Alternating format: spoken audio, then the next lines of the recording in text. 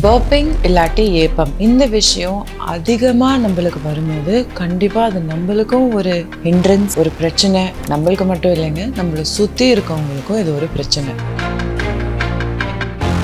So சில பேருக்கு வீட், அதாவது சப்பாத்தி அந்த மாதிரியான பொருள், வீட் இருக்கிற பொருள் ஒத்துக்காமல் இருக்கலாம். சில பேருக்கு சிம்பிள் ஒரு பருப்பு வகை டாலே ஒத்துக்காமல் போகலாம்.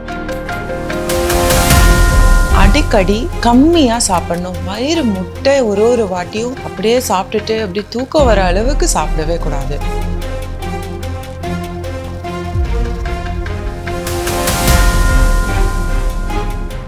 பர்பிங் இல்லாட்டி ஏப்பம் இந்த விஷயம் அதிகமாக நம்மளுக்கு வரும்போது கண்டிப்பாக அது நம்மளுக்கும் ஒரு ஹிண்ட்ரன்ஸ், ஒரு பிரச்சனை.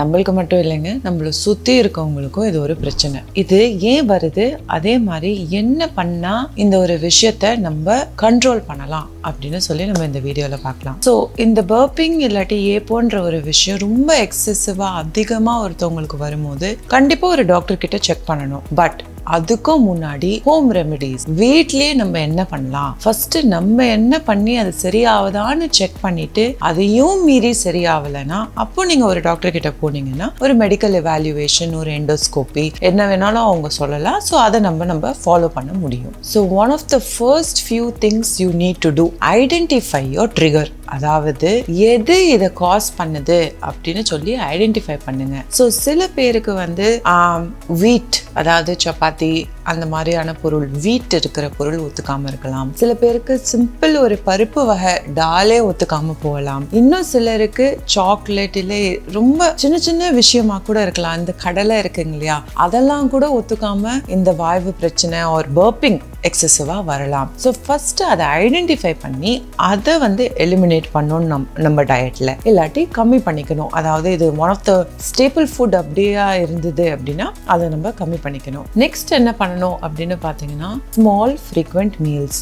அதாவது அடிக்கடி கம்மியா சாப்பிடணும். வயிறு முட்டை ஒரு வாட்டியும் அப்படியே சாப்பிட்டுட்டு அப்படி தூக்கம் வர அளவுக்கு சாப்பிடவே கூடாது. ஸோ அந்த ஒரு விஷயம் நம்ம கண்டிப்பா ப்ராக்டிஸ் பண்ணணும். And up to 5 to 6 times, அதாவது 5 or 6 meals a day கூட நீங்க எடுத்துக்கலாம். அதை பற்றி எந்த தவறுமே கிடையாது. பட் ரொம்ப வயிறு முட்டை சாப்பிடும் போது இந்த பர்பிங் கண்டிப்பா ட்ரிகர் ஆகும். ஸோ மூணாவது விஷயம் இந்த கார்பனேட்டட் ட்ரிங்க்ஸ். இந்த கார்பனேட்டட் ட்ரிங்க்ஸ் எந்த விதமான சோடா எதுவாக இருந்தாலும் அவாய்ட் பண்ணுறது பெட்டர். அண்ட் அகெயின் கெஃபீன் இருக்கிற ப்ராடக்ட்ஸ், அதாவது coffee, tea, even green tea, இது எல்லாமே லிமிட் பண்ணிக்கிறது is again better. And the last and final thing எல்லாருமே இன்சிஸ்ட் பண்ணுறது, get a good night sleep. அந்த ஸ்லீப் நான் என்னவா இருந்தாலும் 6 hours தூங்கிடுறேன் doctor, so what if I sleep at 1 o'clock and wake up at 7 o'clock சொல்லி நிறைய பேர் கேட்குறாங்க. But that's not right. உங்களோட சர்க்காடியன் ரிதம்னு ஒன்று இருக்கு. ஸோ நீங்கள் எப்பவுமே ஒரு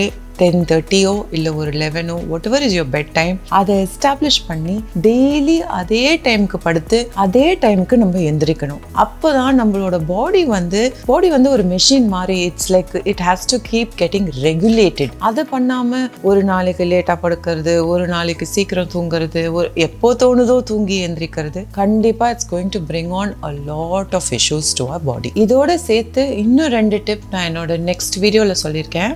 அதை கண்டிப்பாக பாருங்கள்.